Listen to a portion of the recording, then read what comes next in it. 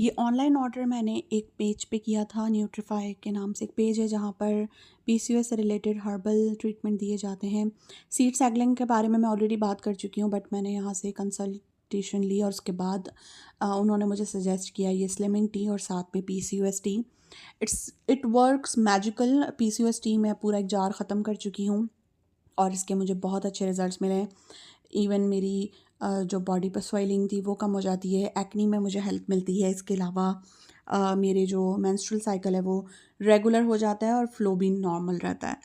तो आपको भी अगर ये प्रॉब्लम है तो आप ज़रूर ट्राई करें, इनसे कंसल्ट करें या आपको कंसल्टेशन प्रोवाइड करके और आपके हिसाब से आपको बताते हैं। मुझे प्रोलैक्टिन भी हाई है तो उस वजह से उन्होंने मुझे स्लिमिंग टी दी है। अदरवाइज़ जिनको इनफर्टिलिटी का इशू है तो उनको ये शतावरी पाउडर भी रिकमेंड कर रहे होते हैं। वीडियो पसंद आए तो लाइक करें और अगर आपको ये इशू है या किसी को तो उनके साथ ज़रूर इस वीडियो को शेयर करें। मैं आपसे मिलूंगी अगली वीडियो में, तब तक के लिए बाय बाय।